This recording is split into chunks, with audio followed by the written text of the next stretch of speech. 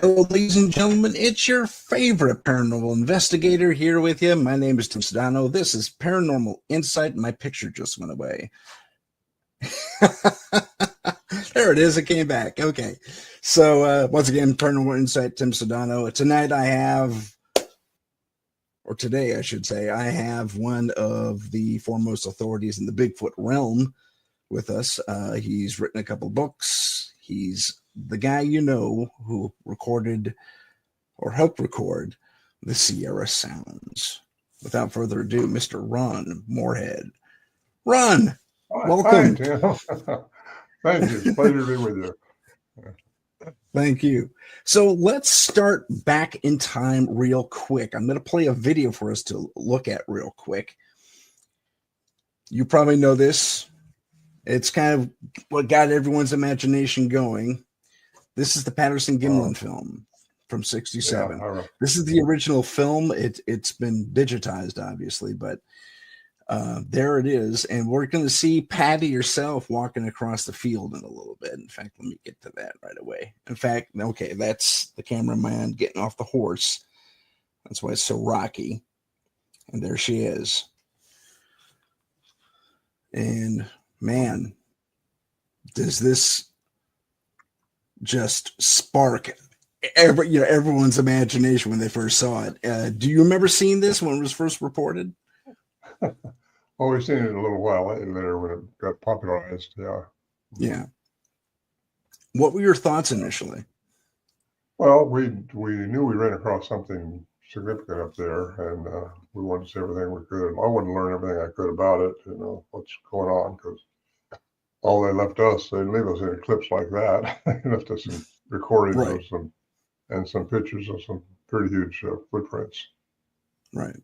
I'm going to play a different version of that film. This is the stabilized version. Color correction's been added to it. It'll play here in a sec. There it is. And so they're going to walk it back here. This is her walking backwards. Yeah, right. And yeah, I mean, look at that stride alone, and then they're going to slow it down.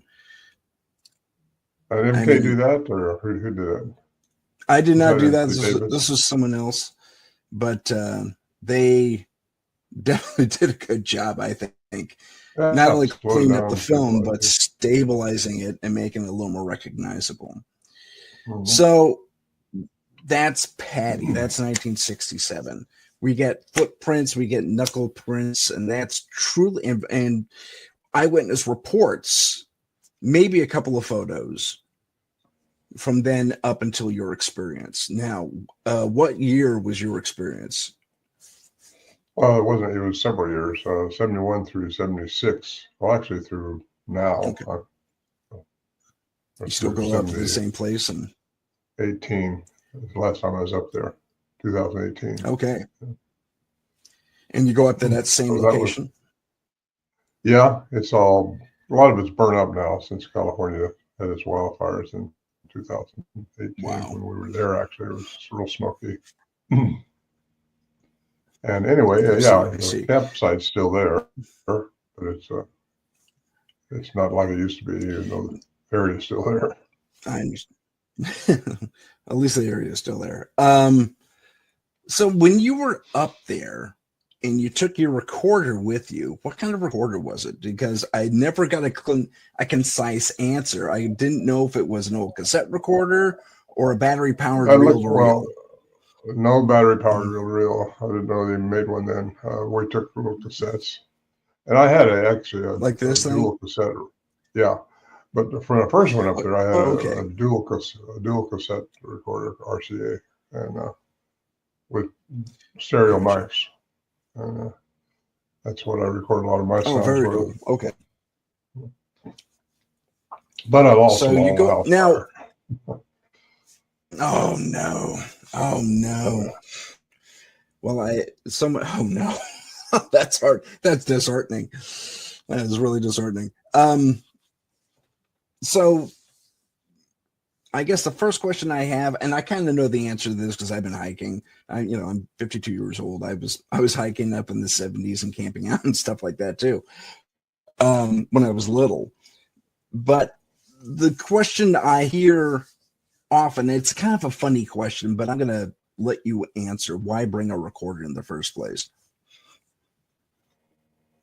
Well, we didn't. We went out. Johnson Brothers did, and we took recorders back with us to see if they'd come back again. So there was more than one. I see. Okay. 76. Okay. Yeah. Yeah. My first involvement was I didn't know that. 1971. Yeah. And we didn't take reel to reel. That was too bulky and too big because it's a long way back there. Yeah. 80 miles, about 8,400 feet. Very imposing trail. So really, you want to go as light as you could, as long as the mules can handle. That makes sense. You had mules with you or horses? Both. Road horses or Ringo mules. Okay. Okay. That was to carry the deer out and to carry supplies in. That makes sense. That makes sense. So you heard these things initially, you go back to see if you can capture it and you luck out. Man, you know what? I have them here, unless you want to play them. No, I believe they're not handy for me, but go ahead. You want to play something? Tell me what it's about or what it says, and I'll give a little preview if you want me to. Okay. Let me pause for just a moment. Question was? I'm just letting everyone know. Yeah, we had the pause, and now we're back on. Yeah. So I was going to play the Sierra sounds, but I wanted you, Ron, to maybe talk about it first. Yeah. Well, yeah, this happened to me in 1971. Started with me. I was 29 at the time, but it's not like we just went in, recorded, and went out. When you go up there, you have to stay a while because it's such a long distance and imposing. And once you get there, you set up camp and stay there and for 3 or 4 days or 2 or 3 days or whatever you can do. Just got to let the animals rest up a little bit. And if we did walk in, you want to rest up because your legs are so out of shape. It's 8,400 feet elevation. You got to climb up to over 10,000 feet just to get there. And like I say, it's 8 miles in the wilderness, so very imposing place to get to. So when we went in with the supplies to last us for a while. Then we actually hauled some barrels in to pack our supplies in. So when we did walk in, we didn't have to carry so much. We leave our sleeping bags there and reading barrels to keep them bear proof and food too, So that's how we could walk in and not have to worry about packing so much because it really works salt out of you when you pack so much on your back. So anyway, that's how we did it. And if they came in, which a lot of times they did in 71, 72, and all the way through till 74, 76 is the last time we recorded them. And I say recorded, I'm not sure where we even recorded that night because one was screaming up behind us, and then a bear was tearing up our supply barrels out there. So we had to check that out and work on that. That was anyway. We ended up having to shoot a bear, which didn't want to do, but it was taking all our food. We didn't want that either. Anyway, that's kind of the I get it. That's kind of the idea of what it's like up there. And we hauled a stove in too, and then put it together on mules. So it was a good place to go if you want to just relax and hang out. Now, all the other guys were up there to hunt. I hadn't been a hunter prior to 71, but the Johnson brothers, who have been going up there since 1958, they were there to hunt, and they weren't. Nobody's looking for Bigfoot until they all went up, and except for me, and experienced the same thing again after Johnson brothers had experienced it once before, a few weeks earlier. They all got together and went up there to see what was going on because most of the guys thought it had to be a bear. But Johnson brothers are really avid hunters. I mean, they know they could shoot the tail off a hummingbird and want to at 100 yards, I think, with a pistol. Pretty good hunters. Anyway, they know animal sounds. They know the track. They know things. When they went out, just the two of them up there, and they saw this big track in the mud after this noise had stopped, they realized it's not a bear for sure, and the sounds didn't represent a bear at all. And they came out and told the other guys. So they all went up, okay, except for me. I was friends with them, but didn't hunt at the time. And one of the guys got scared off after the first night. He heard them, and he just, very religious guy, very, well, we all were in a way, active in churches and things, and very sober camp. And anyway, he came out and said that there is something to what the Johnson said. There's some kind of monster up there. So the wives were worried because the guys hadn't came out when they were supposed to. So they said, you got to go back and see if they're okay. And he said, I'm not going to go back by myself. So he asked me if I'd go with him, and I did. And that was my opening into the camp. And then when I got up there, I was looking around for things, And I became a hunter that winter when the snow drove us out. But I started going back as much as I could. And the guys were okay, and we all got out. But that was my first trip with seeing a track and hearing something that they recorded. Because when they went back, they took a recorder with them. And so we all started doing that when we went up there. We'd take little cassette recorders, and we would, if they came around, which wasn't all the time, but most of the time, 71, 72, they'd come in and start chattering. That's the same chatter that was described in John Green's book of with Albert Osman, I think it was, where he got kidnapped. And he said they were chattering amongst themselves. He was held for 6 days. So anyway, this went on year after year, and we were trying to capture a picture, because that's what everybody wants, is a picture. Couldn't capture that. All we could capture was their sounds, and that was very, very, very, very elusive, very, very fast, because I finally saw one in 1974 when we were recording, and it was just phenomenal how fast I could move. And that's the same time I recorded what I think you fixed to play on the sound there. When I was interacting with them when we were outside, Sure. normally they wouldn't come around and interact with you until you were inside the shelter. It was just me and Bill McDowell up there this night. And they started beating on logs and cracking rocks and whooping and sounds like that. But we learned over the years to just leave them alone. Don't mess with them. Act like they're not even there. So I kept cooking, and on a stove we had for something to eat. You get late in the evening, and that's when they started coming in closer and chattering. And Bill got a glimpse of a couple of them too down by the creek. And the one I took a glimpse of was the what they call the samurai chatter. He was coming up from behind me, shooting right through the trees down to the other ones.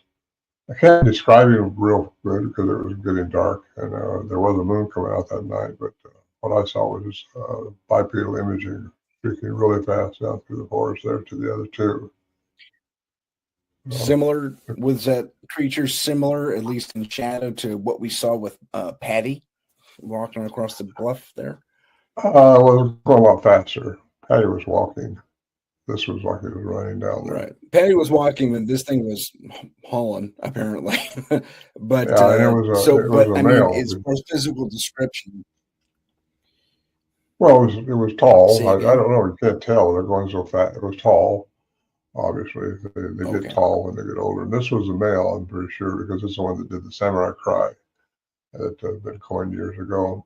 Sounded very Asian-like. So anyway, he got down to the other ones, and they started commotioning some more. I think they were concerned about getting too close, or maybe the little one, because there is a little voice that I recorded. And we had some little prints up there in the snow. So there was a little one up there, and he was maybe getting too close. I don't know.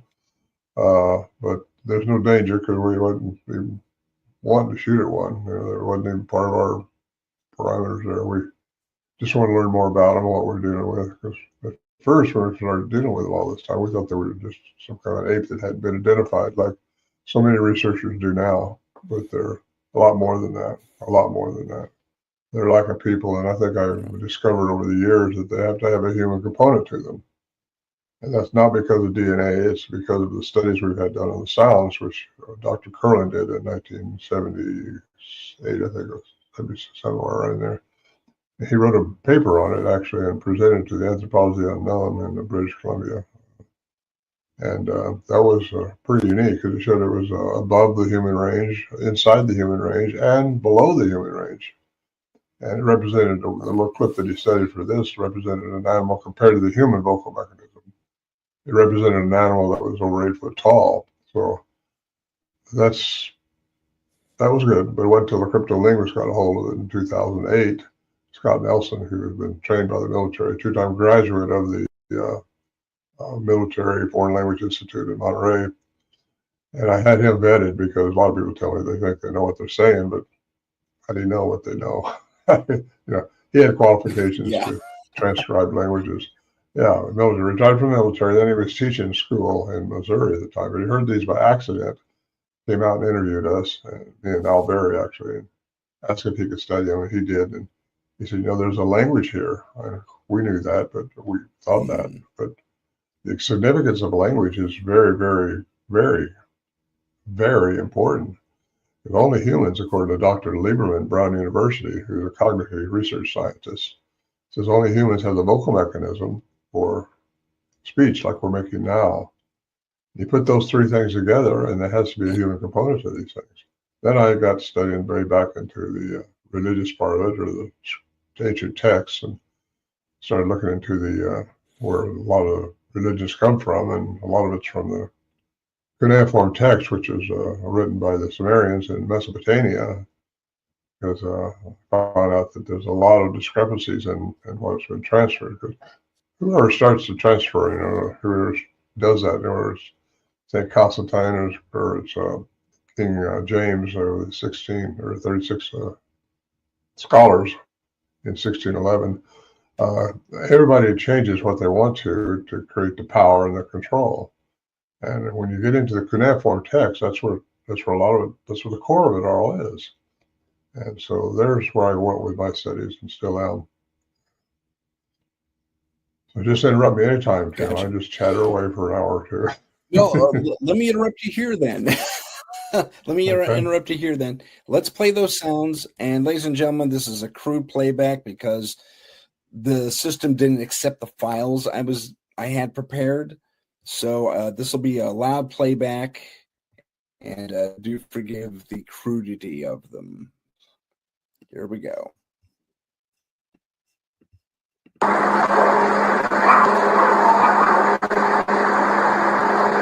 try and talk to this.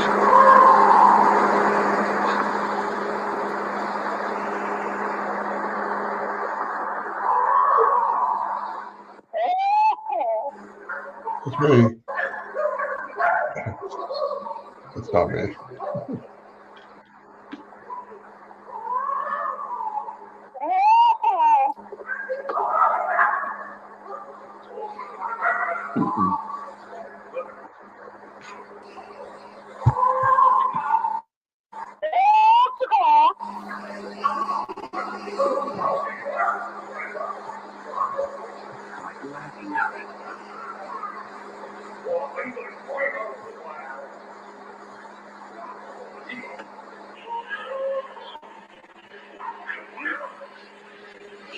Now, I think we changed to a different recording just now.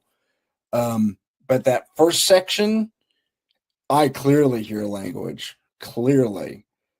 It's and given the area, I know you've described about where this is, and I have a slide related to that. First, let me show this. If it will come up. Nope, that's a cassette recorder. There we go. That's a cassette recorder. There we go. Now, this isn't the best graphic in the world, but this highlights the different Native American languages. And in my research for this particular interview, I think this is roughly where you were. Roughly, my stuff might be off, and I don't know if you can read these. Okay, so this is roughly where you're at, and if you look at the languages, and these are still languages spoken today in the reservations in those areas. We have Paiute chiefly, Miwok, and if you listen to those two languages or examples of those languages, and this is in my own personal research, and your cryptolinguist probably knows way more than I do. In fact, I'm sure he does. That it has elements of these two languages and even some Algonquin accents to it. So my guess is, and this is only a guess, that when they heard you, and I'm glad the recording had your voices on there mimicking what you heard. When they heard a human, it sounds to me like they were trying to speak to you guys to one degree or another. And there's a female, a higher pitched voice, maybe female, and definitely a lower pitched voice, which I would interpret as male, assuming any human similarities there. And it seems to me like they were trying to pinpoint what tribe they were talking to. That's my interpretation. I'm not sure if that's the case or not. Well, we're sure they have language. The ones we dealt with have language. Now, the ones that are all over the world, which they are, I've been into Russia, Siberia, I've been all over the planet. They're not all the same. I don't think, because I think I got a good explanation for that. But what they were doing there is definitely trying to ask me something, and I didn't realize what anything meant, so I just kind of mimicked them back, and that's where that night went. You know, I don't know that they were trying to identify us as another tribe, because this was 1774 when that particular track was recorded, and we'd already been dealing with them for three years since 71. So they knew who we were, and they, of course, it's not. There could be some other reasons for the similarity in the sounds, is because of the potential crossbreeding or inbreeding when Native Americans. They described that some of their women were taken years ago, and there could be a lot of what I call a dilution factor, where they're more human-like. Some of them were more human-like than others, and I kind of believe that that's what's happened from all the reports I've read. Even talked to Native Americans also, that they did crossbreed and take their women, or vice versa, take their women and crossbreed. So that would leave the tracks a little bit different. Well, and it would make things different. Really? The tracks differ? They're different than the Patterson tracks, yeah. Crazy. I didn't know that. Well, they're bigger, they're more splayed. There's not an arch like the Patterson track has, a definite human-like arch. The toes are slanted down, and ours were not. They were just flat, kind of flat. Of course, to get tracks up there, those stories decompose or grind it a lot of times, unless it's in the mud or something. But they're very little arch to them. They're bigger, you know. They seem to be a lot bigger. I got a Patterson. I should have those out here so I can show them to you. But our tracks were. If you have not. Well, I don't have them here. They're in storage something. Oh, you don't have. That's okay. No problem. Well, you kind of lean into something that I don't know if you are aware or know or am familiar with Todd Standing. Oh yeah, I know Todd. And his stuff. Yes. Okay. Yeah. So let me show you. Let me bring this up here real quick. I can't find it. I'll find the button. So that's one of his pictures. And then there's another, that's a close-up of, and you'll see, and that's another one of his pictures. And the differentiation, this is basically in the same area as I understand it. I mean, this guy looks more like a macaque, or has that feature where the face is exposed compared to our guy here. And then there's, this thing, I swear, it won't cooperate. Hey, there's your book. Okay. This one in the middle here is I would assume albino version of the guy on the left. So it's the differentiation between these types that really kind of stand out to me. And I don't know, what's your thought on this? Are these guys the same creatures? Are they cousins of the same? I have no idea. I think the two, the one on our left and the one in the middle, look like the same one to me. And we say albino, it could just be a mutation or something like that, which may be by the one on the right. I don't know about any of these because I have not been to his site before. You know, he's invited me. Oh, okay. I don't like to draw opinions on other people's work because it just, you don't know. And none of us know. You know, I mean, No, it's true. I've heard people talk about him and all that, but I don't want to talk about him. I was going to ask credibility. Okay, no, that's fine. That's fine. We'll go back to this. So when you speak about other species, are you talking about the global Sasquatch community, so to speak?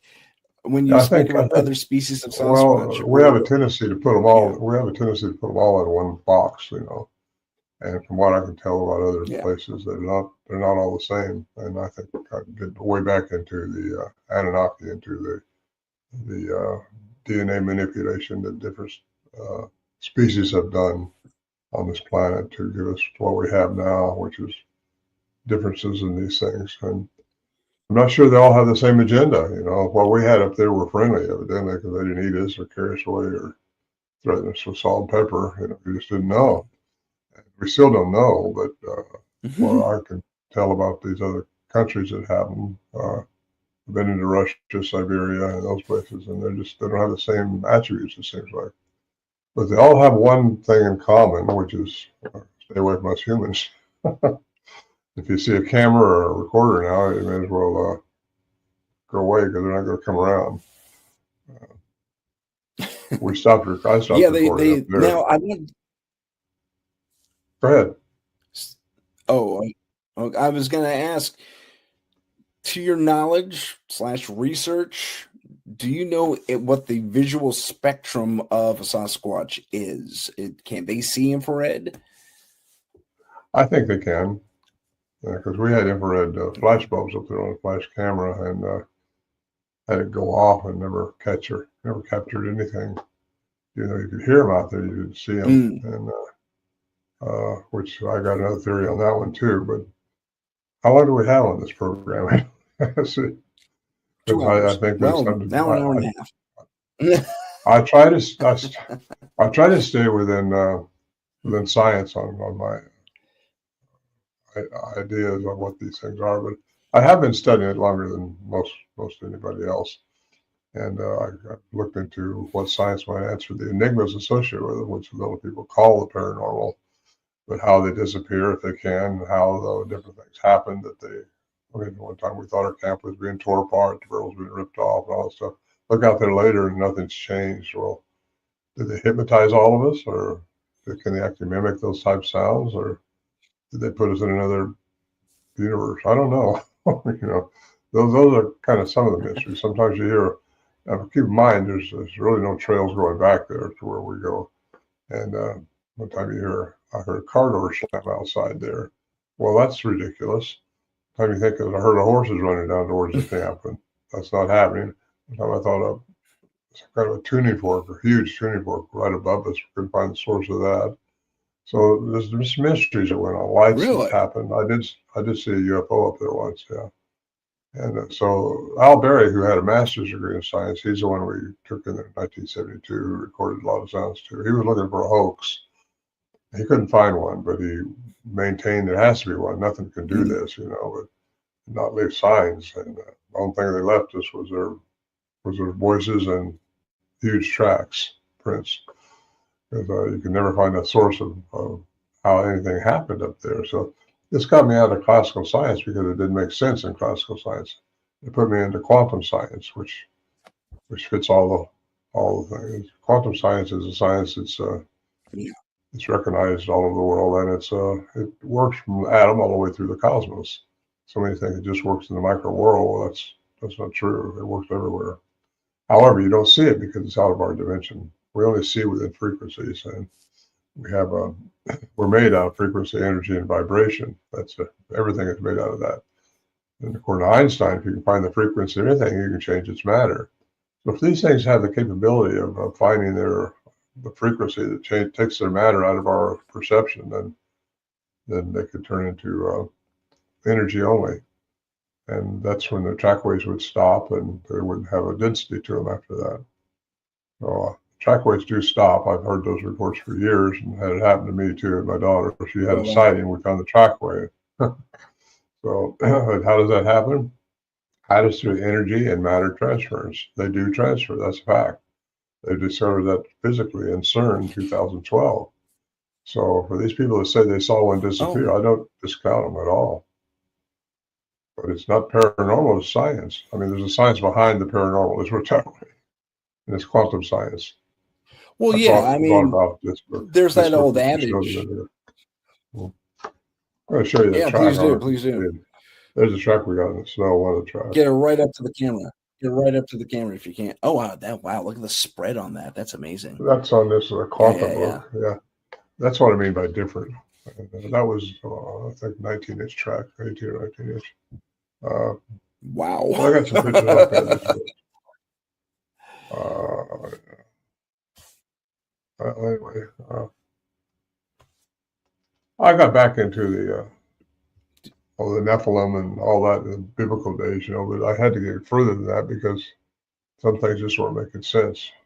And even with the biblical text that we have, until I got to the cuneiform text, which is a Mesopotamian, Sumerian translation of thousands and thousands of tablets, which was considered the first written language known to man. So those have been interpreted in the 1800s. Some guys started interpreting those. There's thousands of them, and that's the historical events of before time. I should say before time. Of course, time is another story. Time, as we know it, is linear, and it doesn't exist. Everything's in the now. And we live in the third dimension, three-dimension environment, density. And there's at least 11 that they've proven to exist. And if you can get your head out of the conditioned box that we got on our shoulders, which has all been conditioned to believe certain things and don't believe other things. But you got to step out of that to grab a hold of quantum physics and understand what these scientists are saying. Most people just only believe in what they can see, feel, and touch. And that's Newtonian physics from 1687. And we taught that in high school or grammar school, kindergarten probably. So, but I got to tell you, this is all fun stuff. It's interesting. We're living in a very special time right now, where humans are very important. These things, I think, it's kind of like the Star Trek "Don't interfere," but they did interfere with us, and they still do. Sometimes. You're scratching yourself there. Yeah. I get it. I want to show you something. If it plays, where this guy with a trail, here it is, and it's small. I'm sorry, and you're gonna have to look at the background initially, but you're gonna see a creature come right up to the thing. And now, I'm a filmmaker. I know how to make special effects, and this could be that, but it's played in fast, very quickly. You'll see the pace of this thing moving around. And then there's that creature invisibly moving in front of the camera there. So I don't know. That was... I've seen that one before. You saw that for yourself? Okay. Well, not for myself. I've seen the picture. Well, I think it's real. But then what do I know? Yeah. They do cloak. I've talked to too many people that have seen them disappear or pixelated. And just there's too many credible people talking about that. And the way that happens is through quantum science, which is changing your matter into energy.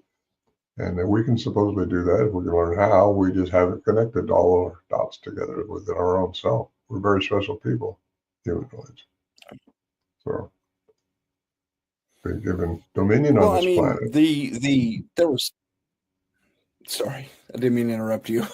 No, interrupt me. Go ahead. I'll just... I was gonna say there are documented, videotape monks in the Himalayas. They focus a little bit, and they can do it almost on command. The older ones, and they can levitate easily, 3-4 inches off the ground. Yeah.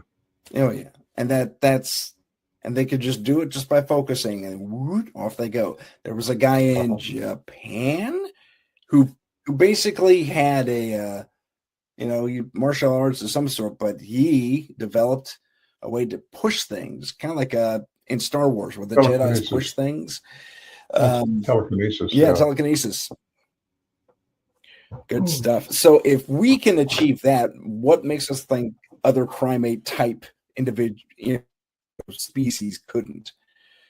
Well, they're connected. We haven't connected ourselves totally with the right consciousness. You have to open up your pineal gland, which is your receptor inside your head. It directs her to the heart. Your heart has a brain. Most people don't understand that, but it does. It talks to the brain up here on your shoulders. It does. And when it does, it's getting coherence with your brain. You have to step out of the box and listen to your heart. But I think everything comes from your heart. Everything that's right for you. The rest of the stuff, when you make stupid mistakes, you're analyzing stuff too much, not listening to your heart's brain and your upper brain on your shoulders. It takes off and has to consider all the things that's been taught. And that's what makes up a lot of people's future, is the way they're thinking from the past. Because the past only exists in your memory.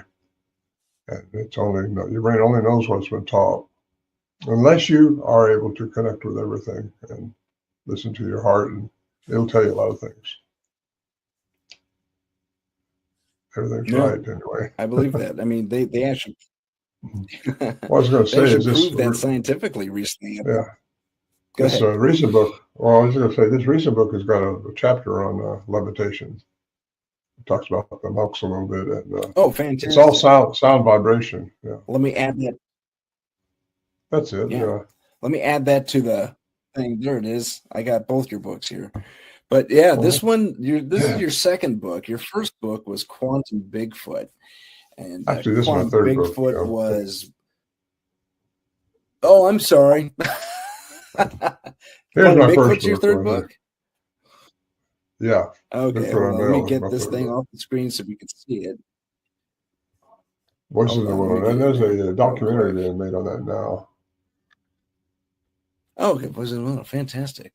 So look that up, folks. Yeah. That's gonna be this is my my chronicle of doing this.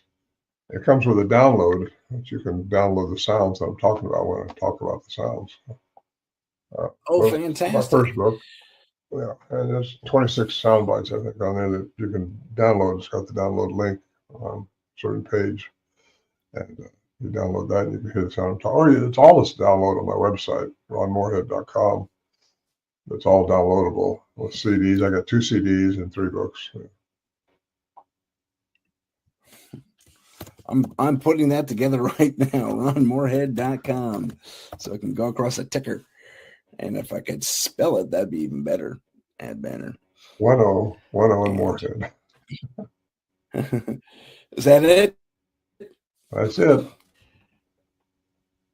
Okay. Fantastic. So go there, ladies and gentlemen. Ignore the your host part. And you can see and listen and read along with. And then can you hold up the book one more time? Because I don't have that graphic. Which one? Oh, Voices? The one you showed me with the sound bites. There it is. Let's go with the Voices in the Wilderness. And the film that's being made on there. Yeah, the film that's being made on there should be released sometime early this year. Fantastic! Or was this documentary style, or? Yeah, and it's going to be called Voices in the Wilderness, and it's the people that are doing it's called the Renaissance production company, and they're really good. They've been interviewing me for years, and yeah. So anyway, they'll do a good job, and I'm sure. Well, I'm kind of anxious to see it myself because they've been working on it so long. Anyway, documentaries sometimes take a long time, but so if we can go back a moment to, let me see if I can find the thing here. Nope. Oh, the machine's getting funky. All right. To All right, I'll just do that. So this is your general area campground, the Native American languages that intersect that area. Did your cryptolinguist come up with a definitive language or language group that these creatures were using? No. He says a combination, he thought, of different languages. But over the eons, they probably picked up different things from different, like the Miwoks or something like that. Or who knows, maybe they integrated with the Miwoks a little bit somewhere. He doesn't know. It's an unknown language, and it's a language that in areas go outside the human range. And that's what he listens for when he listens to people sending him in stuff. Because a lot of people just hear a howl or something like that. You don't even want to mess with those because it doesn't mean anything. There's a guy that I know who does that just on those. He's in the Olympic Project out in Washington, and he will tell people if it's a wolf or if it's a bear or what it is and how it or not. And he does that by looking at the video, the soundographic, and comparing it to the real one. His name's David Ellis. Oh, that's intriguing. Yeah. That's very intriguing. That's what I do with my analyses when I do haunting in a paranormal group. I run a paranormal group, and that's what I do. I look at the sound wave profile for, human voice versus whatever, because there's some strange things that come over the microphone. And you can definitely see the differences. The human voice is very well. I mean, there's a lot of layers to it, and they're definitive. Yeah, the range. I did get a recording sent to me by Eric Salaji. Kudos, Eric. Thank you for this.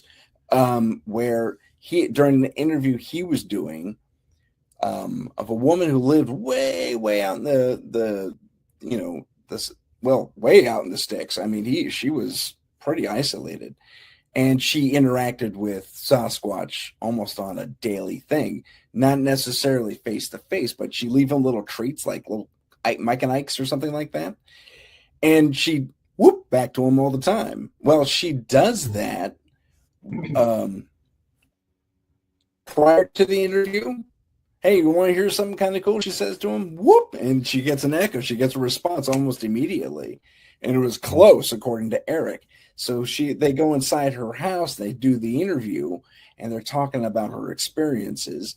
And suddenly, very lowly, and it depends on where you are next to the speakers of your computer, even if you have headphones on, because you hear there's a whoop. It's very, very silent, but it's there, and they react. And I couldn't hear it over the headphones, so I unplug it, and the waveform is way bigger coming out of the speakers, and I hear it.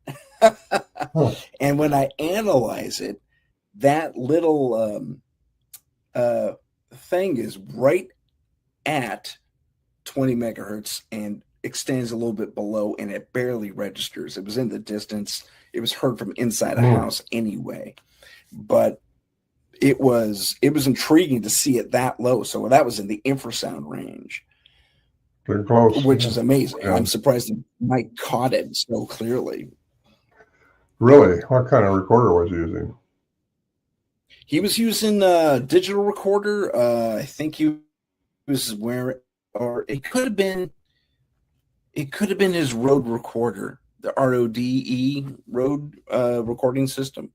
I think he has a portable version of that, and he brought that with him. Oh. Yeah, we can't hear that normally, 20 hertz or below 20 hertz. In fact, our hearing is right. limited as a human. Like our vision is also. So, our vision is between 430 and 770 terahertz. That's all light frequency you can see. That's what light frequency is. Or some animals can see better than that, see out of that range. And some people can too. They can see your aura, read part of you. I think these things are able to see what your intent is from your aura, if not from your frequency of what's going on in your head. I don't know. Yeah. Well, yeah. Animals can. I know my horse could. And any animal that, if you're afraid of an animal before you, like a horse or something, they're going to know it when you try to get up on them. You're going to become one with those things. Yeah. They're the oneness that we all are that we don't recognize. I totally understand. I'm actually a person, I don't discuss this that often, but I'm actually a person who can see auras. More so when I was little, not so much now. But yeah, I can still see them a little bit if I focus enough. But yeah, you're absolutely right. You can definitely tell people's moods based on the energy they're emitting around them. Exactly. Yes. Sometimes their eyeballs tell it too. It's a fascinating thing. Say again. Sometimes their eyeballs will tell you too. Looking at their eyes. Yeah, for sure. Let me see here. Sorry, I had my notes up, and there we go. When we're talking about Bigfoot, or I'm sorry, Sasquatch, in your research and or experience, and I've heard this said from other experiencers, that they actually have a telepathic communication thing as well as being vocal. Have you found that to be true? Or I've heard about it, but I don't know. I have a thick head, and I'm always analyzing things. So if I didn't hear it, I think maybe that's what they were doing when they were communicating with me in 1974 on that first reel that you played. Because I think they thought, well, this guy, I believe everything is frequency, like I mentioned before, energy and vibration. So I think if they can find the frequency of where you're at, they can communicate with you telepathically. And maybe they have with me, but I didn't recognize. I was trying to figure out what made me think that, stuff like that. Because I didn't know anything about that stuff. Gotcha. Before. I do now. Yeah. The reason I mentioned that is because I heard a story way early 2000s. It could have been a repeat broadcast, but best of type of deal. But they were talking about Sasquatch, and they have this caller come in and says, yeah, I've seen this, I've heard that, but who you really want to talk to is this other woman. And I wish I had her name. I scoured the internet for this episode and I could not find it.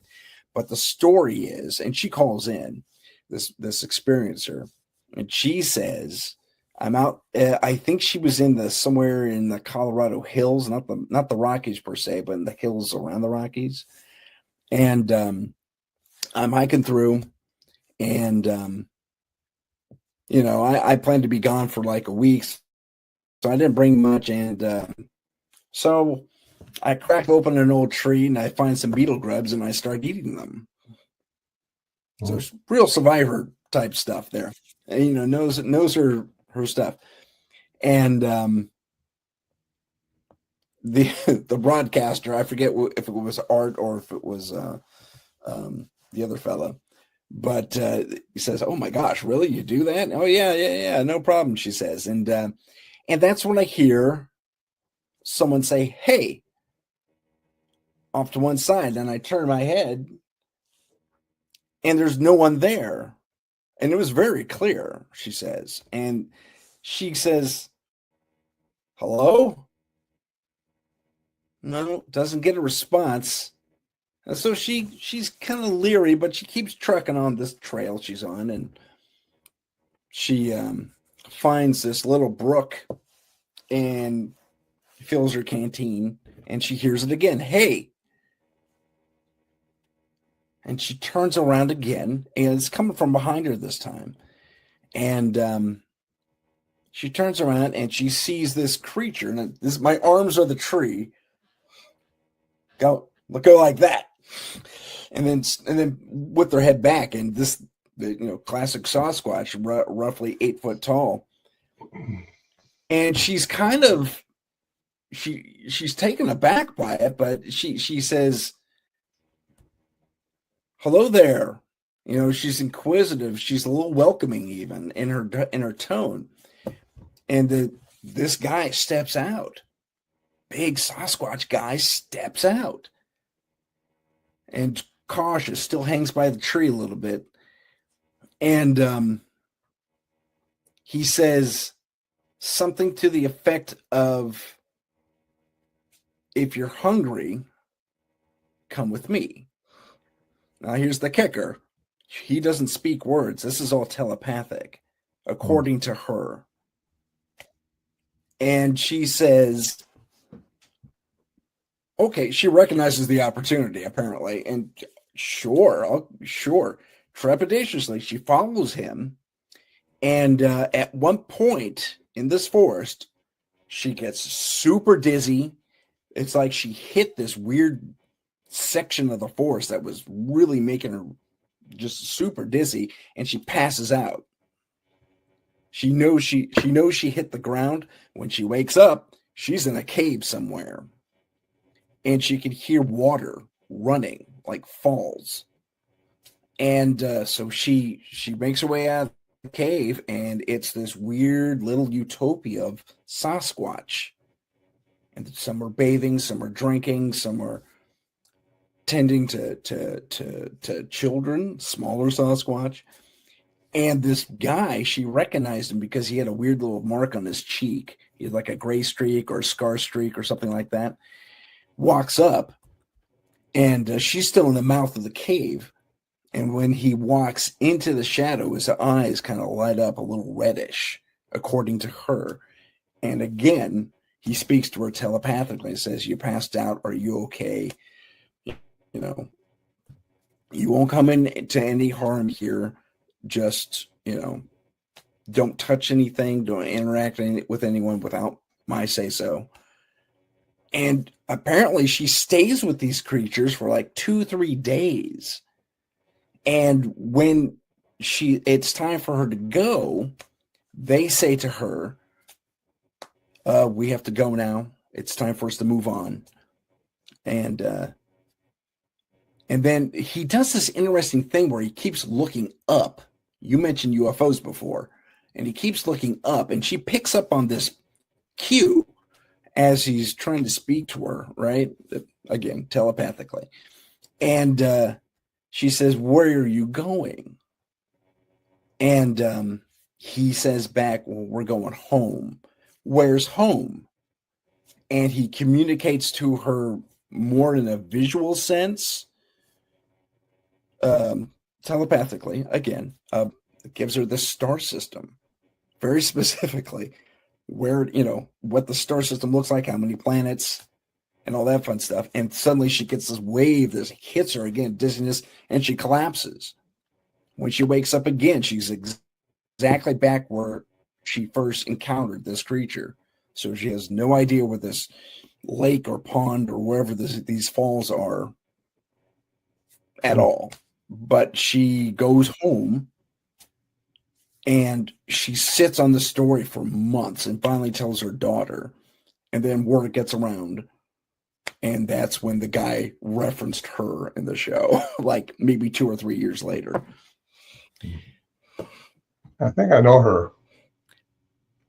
I think I know. Do you really? Well, I think I do. I just about all of them. And they know me from being around so much.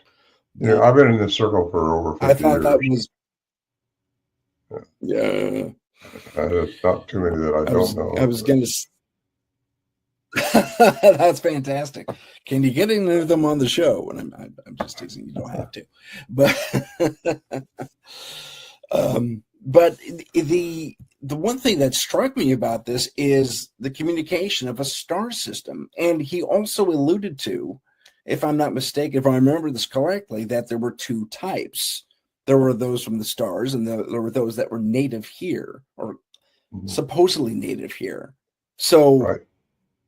It's kind of like, if you for lack of a better term, I don't want to say believe because it's not necessarily a belief, but if you accept that humans here on Earth at one time in the distant past were either manipulated to be what we are or were brought in from another place in either the solar system or the cosmos, that kind of echoes what these Sasquatch creatures are experiencing as well. Like they have a lineage out in the stars, according to, I believe you said her name was Robin, if that is indeed the same person we're talking about. But it strikes me as just fundamentally, I'm awestruck. Plain and simple, I'm awestruck by that entire thing, and it just blows my mind. I'm just, it's wonderful. Well, I do believe there's more than one type, and there's been more than one type altered genetically from aliens. And if you get into the Anunnaki and way back into how things began, it really rhymes pretty well with the condensed version in a lot of the biblical texts. And the book of Enoch talks about a lot of this stuff too. And I got that book here. But it gets into, things that we think happened in 2 or 3 days, that God created this, did that, could have been over hundreds of thousands of years. And that's what you got to open your mind up to, that, we've all been conditioned or brainwashed, or whatever you want to call it, by a lot of these texts that have come through the eons of time with the Romans or somebody who wanted power and control. And that's like Constantine, he read the Nicene Creed in 326, I think it was, when he brought the factions together and accepted only 4 books of the Bible that we have today as being canonized. And that's the 4 Gospels, Matthew, Mark, Luke, and John. And that's all you're allowed. So I kept all the religion under one thumb, and you could say this is right, this is wrong, and that's what people went by. It's all about control, and but there's some good parts for definitely, for our moralities go. I would encourage anybody to get into the cuneiform text written by the Sumerians in Mesopotamia a long time ago. And that's who kickstarted our culture, was the Anunnaki. And that's how we got, I know a lot of quote unquote religious people drag me over the coals right now, but I was brought up in religion. I was brought up in a church. I was actually elder in one of the churches, and I know how they think and how they do. And it's all been conditioned to people. Since the ripe old age of 5 years old, they've been told that this is right, and this is wrong, until they stretch their mind and start listening to their heart and get into a couple things. The cuneiform text is one, Sumerian written, and then the tablets, and those have been, a lot of them been deciphered, just have been deciphered today. But it's also who you are as a human being. Listen to how important we are as human beings, especially in this day and time. We're all very, very important. We're unique because we were made in the image of something. Let us make man in our image. What does that mean? There's how many Anunnaki there were. Somebody grabbing you? I mean, if oh no, not at all. I mean, I'm totally with everything you're saying. I understand exactly where you're coming from. We're talking about a line of discussion that only has very recently been, one, very heavily researched, and two, more accepted. And it's fascinating that we are experiencing such a schism between what we know and what we feel. And it just always, it baffles me, to be honest. I mean, why, I've always been a fan of marrying the two, because I think that's where the real truth of the matter is. Yes. We have to, Well, we I have am a to, Christian. as a species.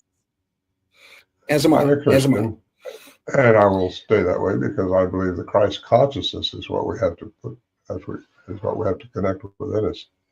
And that will save us from just being a third dimensional being, because we can raise our personal vibration by listening to our heart all the time and letting it expand what's been taught up here.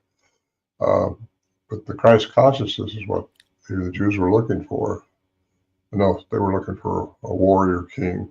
But anyway, I won't get into all that right now, but it's really interesting to look into it all.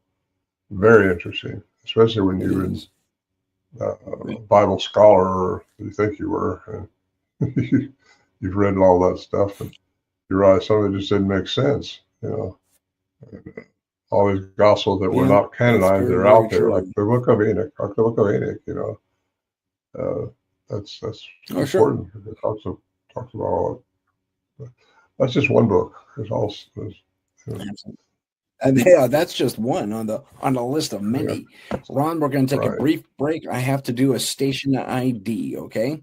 So bear with me while this plays, and we'll be back in 80 seconds. This is the United Public Radio Network, 107.7 FM in New Orleans and 105.3 in the Gulf Coast. UPRN talkradio.com. Esoteric programming at its finest.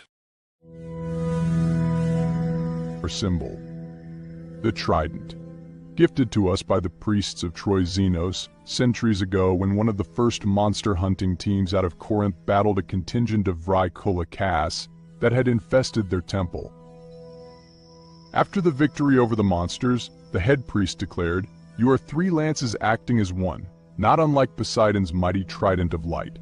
That would become our name, the Trident of Light, for the good we did, and still do, against the dark evils of this world." Available at Amazon Books.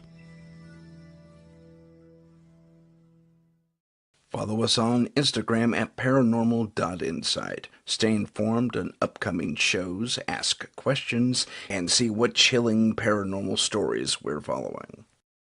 Don't forget to follow us on YouTube at paranormal_insight. Click the Live tab to see our latest videos. And we are back. So we use the word esoteric. Esoteric, I like that word. It's a good word. It's a very good word. Yeah. Well, there's two parts to human makeup. There's the esoteric part, and there's the biological part. And I like that because energy can't die according to physics. That's science. According to religion, you're going to go somewhere when you do die, so that's religion. So you can put those two together if you want to, because we're all going to change. Energy can't die, so the energy that's in us is going to. We're not a person carrying around a spirit. We're a spirit carrying around a person. Yeah, I think that's exactly right. In my years of doing paranormal research, sorry to cut you off. I'm going to preach. Say again? I missed some of that. Go ahead. Well, my wife just walked in. Oh, okay. What do you got there? Hang on a second. Sure. I'm on. Recording now. And welcome back. For you guys, it was half a second. For us, it was a couple of minutes. Just to let you all know. But going back to what you were saying, that the esoteric and the physical do marry in us, as an example anyway. When I've been out doing my paranormal research, one of the fundamental things we but experienced and come to understand is that, yes, we shuffle off this mortal coil, but what's left over is this energy form. And 9 times out of 10, since you've probably seen yourself in the mirror, that's your own self-impression of yourself that's remaining, assuming you haven't moved on. Maybe you have unfinished business, whatever. A lot of paranormal psychology can really come into play as to what a ghost represents, is doing, what have you. But I agree with you. We are a ghost driving a flesh and blood vehicle. Yeah, no matter how fast you reach up to that mirror and try to wipe something off, you can't beat your finger. That's true. Always sees reflections, you know. Yeah. Light hits something, you can see reflections. Turn your Exactly. light off in the middle of the night and you won't see much. Yeah, exactly. Exactly. Absolutely right. Let's go back. Okay, so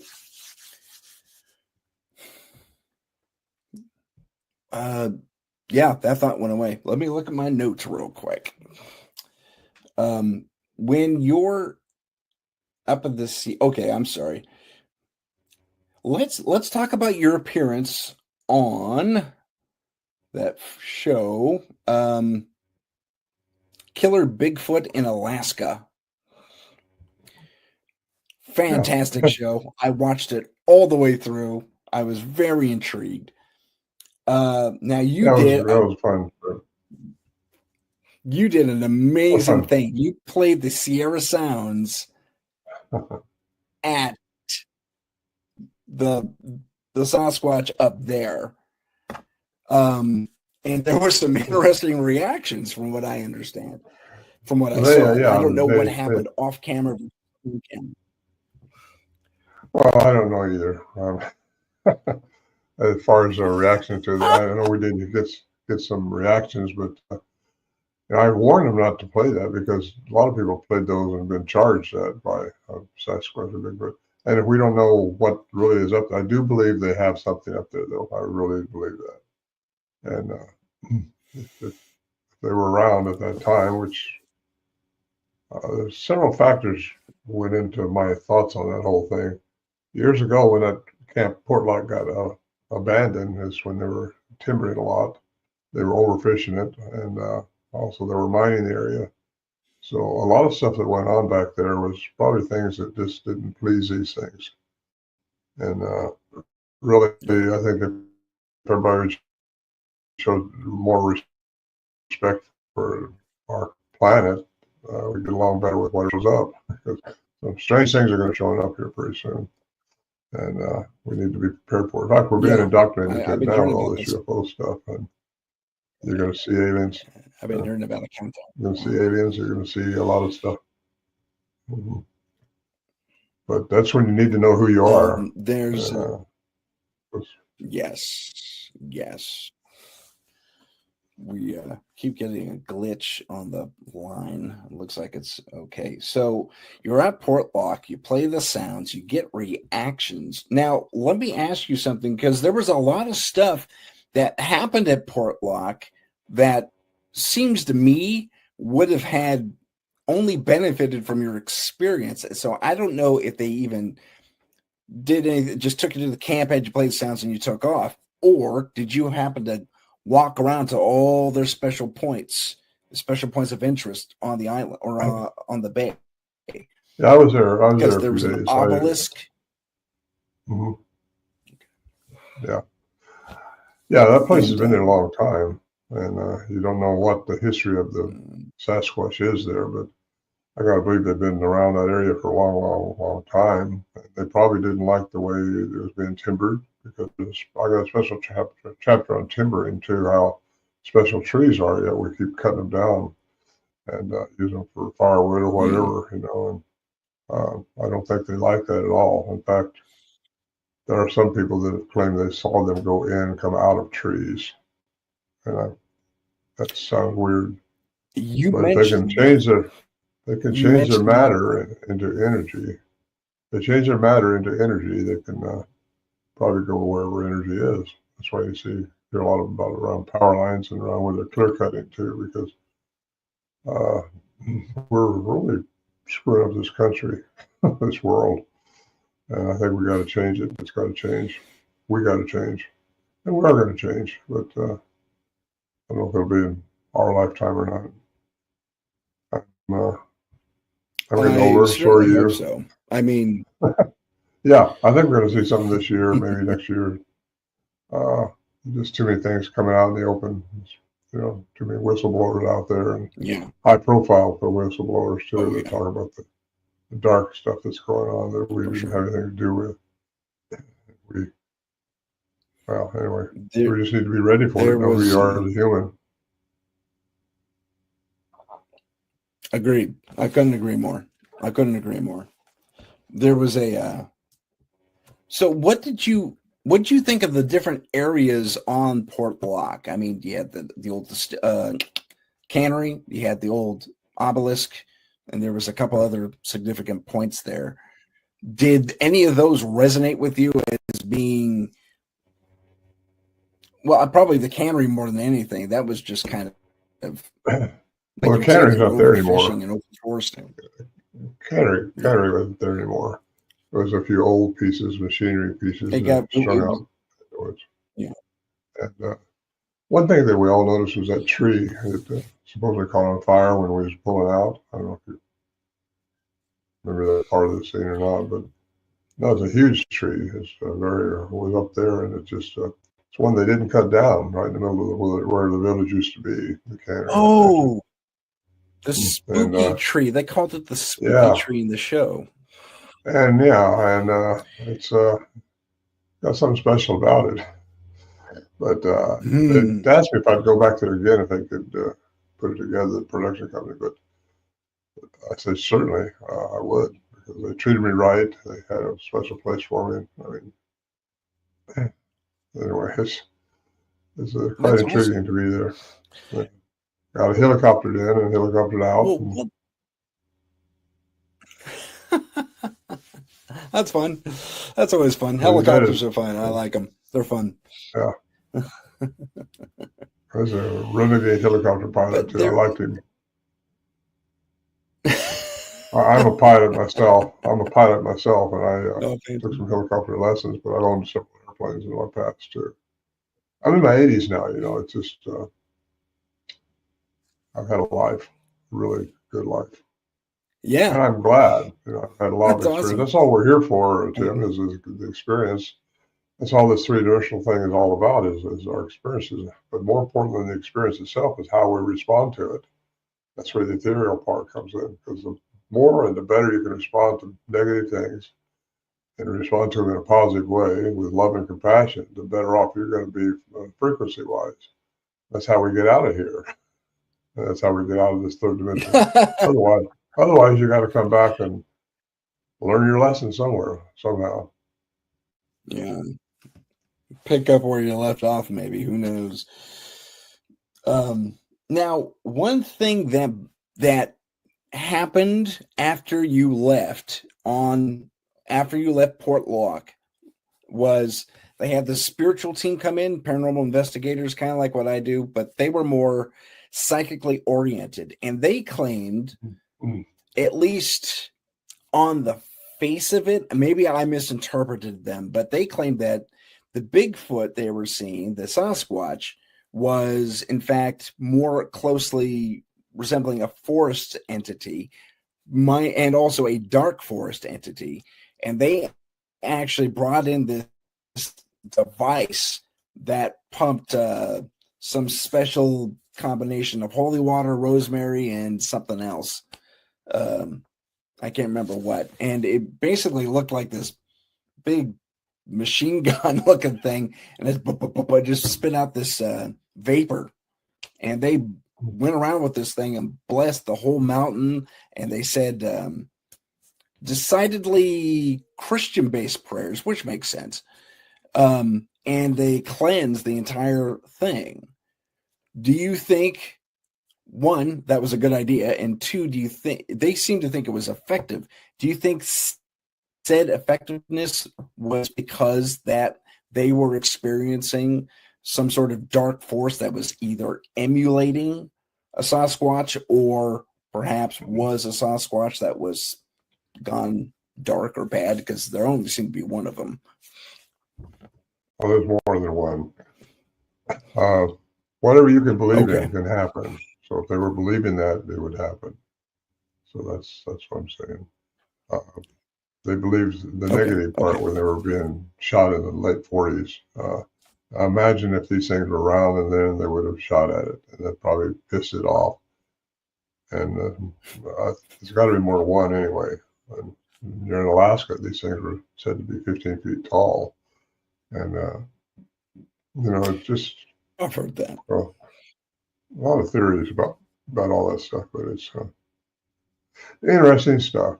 And I know my way around Alaska pretty well. I used to fly up there and go to different places, to villages and things. And that's my first trip to Portlock. Of course, the only way you're going to get in there is fly in or take a boat. It's about a 5-hour trip by boat. Oh, jeez. That's a little. They set up. They spent a lot of money on that production company. Yeah, they got funded. It was. That's amazing.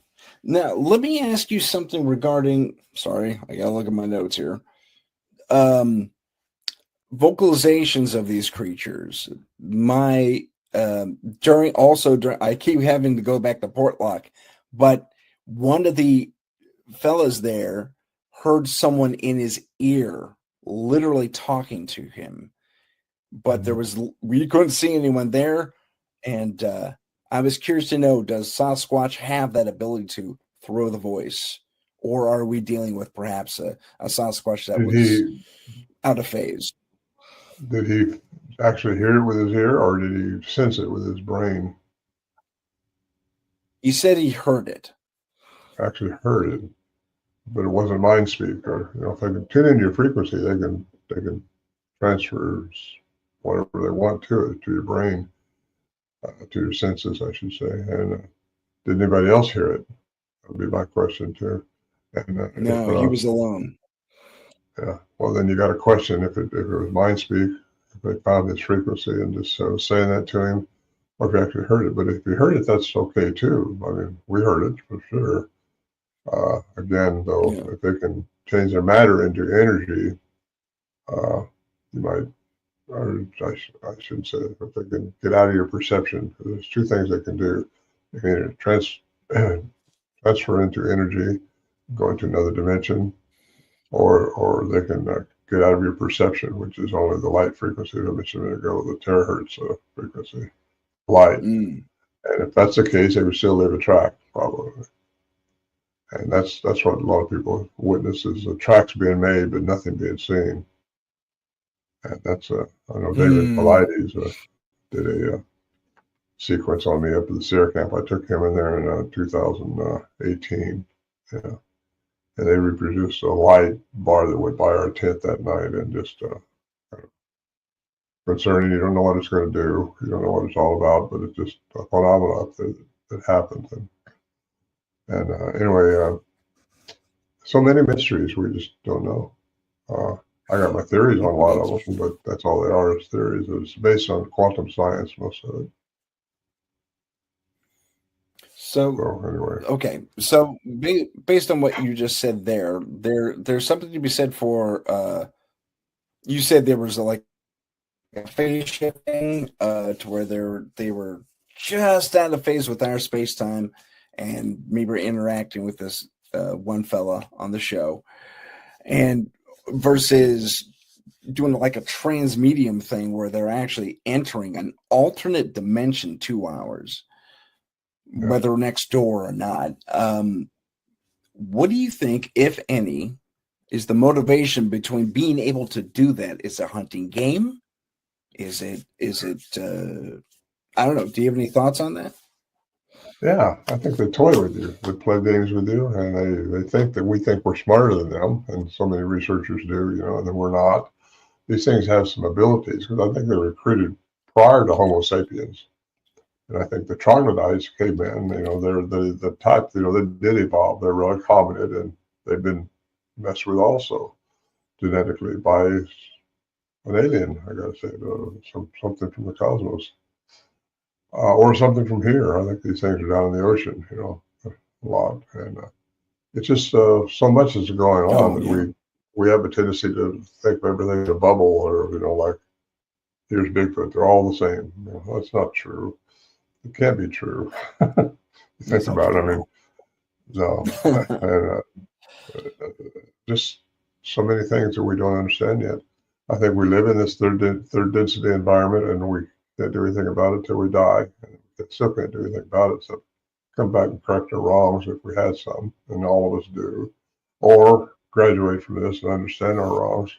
We didn't respond to everything with compassion and love, and try to not get angry, just be calm and just take every day as it comes, instead of because tomorrow don't exist. It's only made up of what your past is going to let you think. And yesterday don't exist because it's only a part of a memory. The only we have is the now.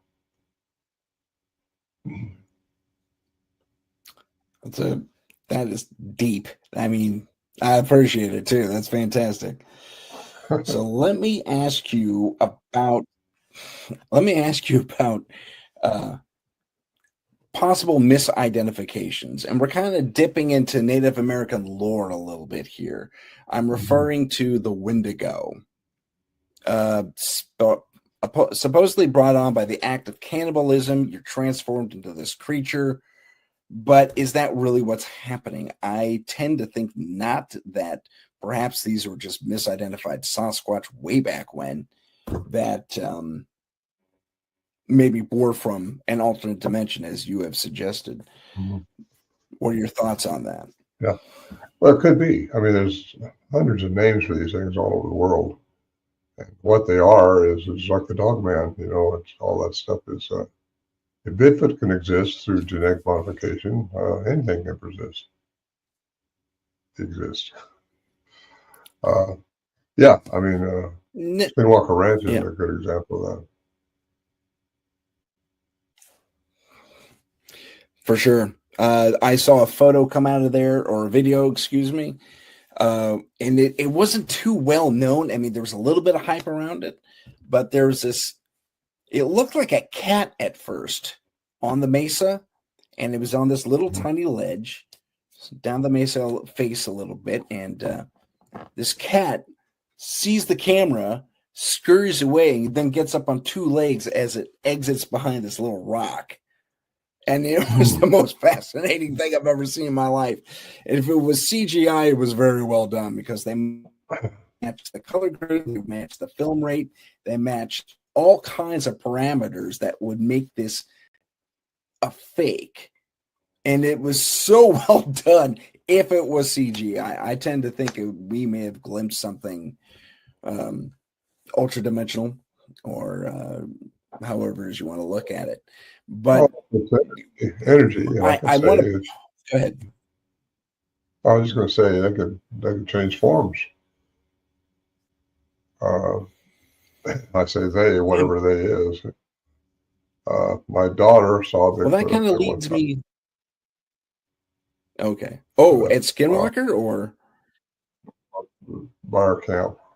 Not by our camp, but about 12 miles away. But as an arrow, she would just be maybe a mile or two, a couple miles off this cliff way down that canyon.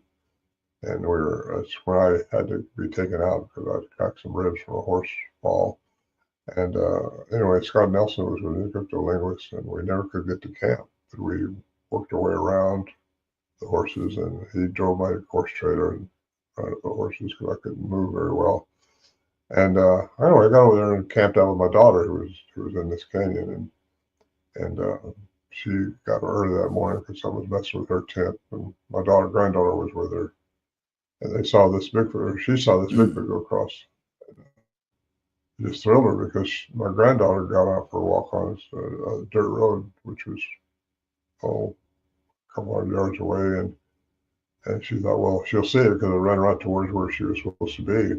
And make a long story short, when she got back to camp, and my daughter asked her if she saw anything. She said, yeah, the big white wolf come up right in front of me, looked at me for a second, then ran off up the hill. And I said, oh, Wendy, that's my granddaughter's name. There's no wolves in this area. This is the wolf-free area. This was a wolf. It wasn't a coyote. Huge, she said, huge.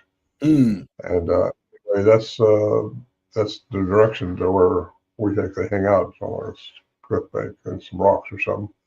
If they don't go interdimensional, they probably caves in that area, and have been able to research walk. A lot of them are just inaccessible, these areas.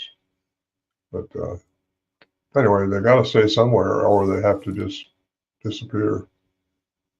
And we wondered why we didn't see them more often, because and now I think it's because maybe they were cloaked. Maybe they just did. because what we witnessed up there was unique, and it wasn't like the Patterson film in Bluff Creek. The tracks are different, and we witnessed our tracks over all of the same conformation, the same structure over the years. And I've talked to Bob quite a bit about that. Bob's telling the truth, I mean, as far as that goes. And I don't know. I just think that the Patterson track was a diluted form of a Bigfoot, and that's crossbreeding with indigenous people. And that's what made the track look so much human. And it does. Bob Patterson's Patterson track looks very human-like. Got the arches, got the slanted 5 toes. Ours don't have slanted toes, it's straight across and very little arch. Oh, really? So, hard to tell right from left because they walk like this anyway. 1 foot over the other. Oh, like a tightrope? They walk like a duck, like we do. Yeah, like a tightrope. That's a good example. Yeah. Okay. And it's hard to tell right from the left.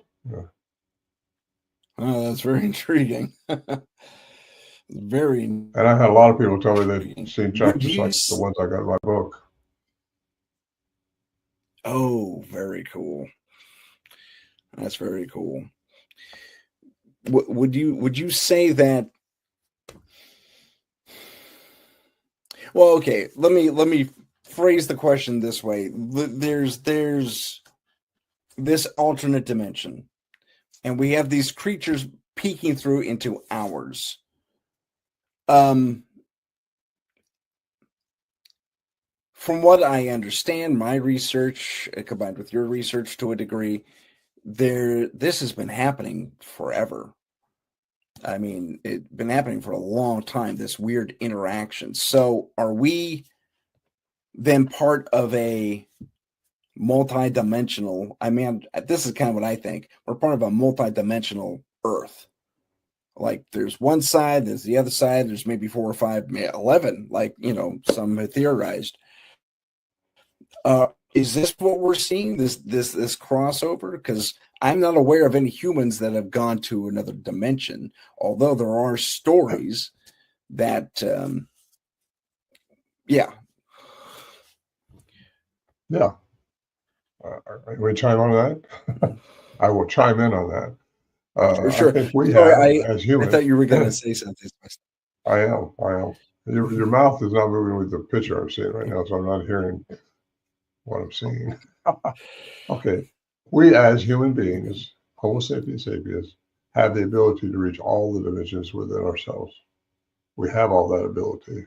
We have not evolved into that with our consciousness. Our consciousness from our heart has to be stretched out from the brain. You have to get all this in coherence, all 3 parts. Your receiver is the pineal gland. That's my opinion, obviously. It connects directly to the heart with a vibration. And when you feel that vibration, that sense of doing this or doing that, you need to follow that. But that has to communicate to the brain up here, which generally analyzes everything. It analyzes with what it's been taught. So if it's been taught, but that's where your meditation and clearing out all that stuff, clearing up your pineal gland, because a lot of it's been calcified by our diets. And once you clean up that receiver that's inside our head, you clear up all these messages that are coming through, and that will, you can get in coherence with this, with vibration. It's a chakra, the chakra that you've heard about. These are combination, a lot of religions that teach this exclusively, and some Christians over here will say that's taboo, you can't believe in that. Well, open your minds up, folks, and just see what all is out there, that you could tap into the best of all of it. And it works. The balancing your chakras, which allows your brain to pick up on the heart and do what you feel is right, brain-wise. That also expands yourself.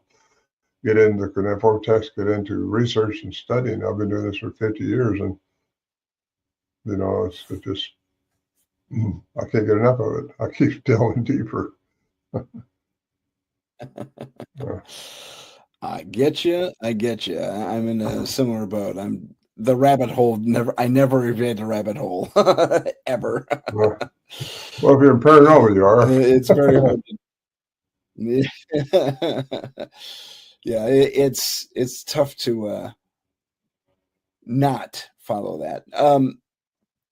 Are you familiar with, and you kind of echo a lot of what this guy says. Um, his actual name eludes me, but he goes by the handle 4, the number 4, Bidden Knowledge. And he's done exactly what you've done. He's researched the cuneiform tablets, the old ancient Egyptian stuff, the all these ancient cultures, and he's created this interesting narrative that echoes pretty much what you've said. I am Are you familiar aware with of him. him? Yeah, I am aware of him. Paul. Paul. Billy something, right? Oh, you're talking about Horrible. Billy. Billy. I know who you're talking about. The black guy. Yeah. Yeah. I listened more to Matt LaCroix. Okay. And, they've got a book out called Epic of Humanity, which is I got it. I haven't read it all, but it's really good. And but Matt LaCroix is really a good young scholar who studies that stuff, and so is Paul. Paul, I watch him too sometimes. He's got a lot of good stuff, but they all get back on that track. And Billy's really knowledgeable. He's a little short sometimes, but he's knowledgeable. I say short. He's 6'4", I think. But he's been around, and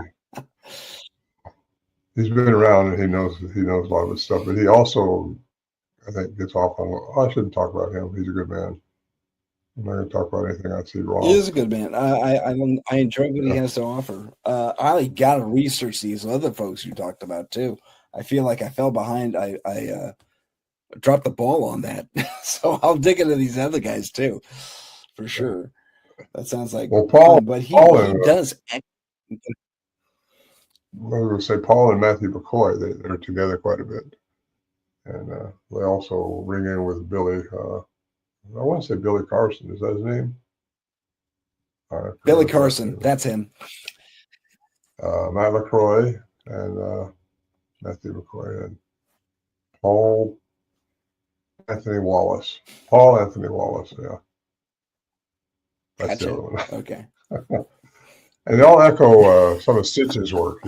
Stitchin is I got his book ordered years ago. Yes, love. You think like Stitchin, and so I thought I better order his book, see how he thinks. Yeah. But I ordered his book, but I didn't read it because I didn't want to be influenced by something like that so much if it didn't feel right. Or I gave it to my daughter, and she still has it, I think.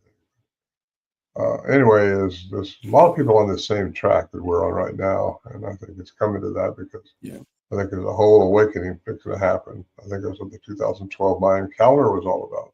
The new form of Aquarius. We're falling into a new enlightenment time. Well, tell us about that. I just did. We're okay. falling into a new enlightenment. Well, what's really going to open it is the UFO when aliens start exposing themselves physically. Well, I think a lot of the aliens are robots. I don't think they have a consciousness in them, but their body is robotic. I mean, they're engineered, in other words. But they've learned how to transfer their consciousness into a android body. You got also the reptilians, which are still here. Yeah, like they've been seen over in Vietnam, the cave over there, Sam Dong Yang, I think it's called something like that, by the locals and by the military in Vietnam. Largest cave underground. That's a fun thing to look at. They started taking tours in there on a limited basis in 2013, I think it was. But they saw the reptilian, bipedal reptilian-looking things come out of there and go back in as soon as the military shot at it. They thought they just missed it, but it just turned around and walked back in. Our soldiers. But you got to wonder, it's like Daniel Boone when he had his experience. He writes about that in his memoirs. Daniel Boone in the Boone Forest up here in East, where he claimed he shot one. And fell to the ground. That's when him and his son were hunting apart. They were together. they don't hunt together. And he heard his son's gun go off, and he thought he better get over there. It might be something he needs help with. So he started walking towards that area. Found his son, but this thing had his son in his arms and dropped him down. And Daniel Boone shot him right in the head. And he wondered why his son's shot didn't kill it or something. And he ended up opening it up and found it had a solid breastplate. And that's all in his memoirs. There's a lot of interesting stuff happened here that you don't hear much about. So I was not aware of Daniel Boone's story at all. Actually, you just opened my eyes to another line of research. There's a couple of them. I'll tell you a book that's got. Well, I wrote the forward to the book. I got the name. It's over here on my shelf someplace. But it's over there. It's interesting. It's got a lot of interesting tales of things that's happened in the United States that's not been talked about. That's amazing. That is truly amazing to me. Because I mean, it's true. I love stories. I wasn't there to see any of it. I don't think. I mean, I do believe in multiple embodiments. You know, obviously, and you can't go nowhere. It's got to come somewhere else. Anyway, I mean, like you said, can't be destroyed. That's been factually proven. It all makes sense too. It all makes so much sense. If you haven't learned how to respond to things with love and compassion, you're gonna have to learn it somewhere. If you don't learn in this lifetime, sorry, buddy, you're gonna have to come back and do it again, or go to another third dimensional environment someplace. What knows how many of those are? Do you happen to think? Do you happen to think that incarnation or reincarnation is linear, or do you think we go back in time or forward in time? No, it's not linear. It's not linear. That's made for a third dimensional environment. Once you get out of this, you can choose. You're always going to have a free choice. And you wait till the right family comes along that you want to be into, where you'll have these experiences that you need. And don't be a victim to anything ever again. Don't be a victim. That's easy to do. But just be optimistic about stuff. Be happy. And that raises your personal frequency. And again, if you learn how to meditate to get all this stuff right, you can reach any of these dimensions at will. I think that's how Christ did it, and a lot of the masters that have grown old. That's how they did the miracles too. If you really want to get into it, they found the frequency. So they knew the frequency right off the bat, just like Bigfoot probably knows the frequency to get out of our sight. Possible. Gotcha. Possible. Wow. That's enlightening. That's amazing. That's really cool. There's a lot to be said for having the presence and the ability to actually do that.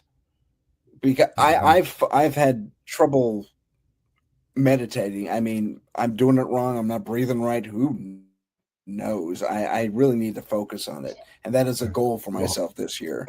But I always fall asleep.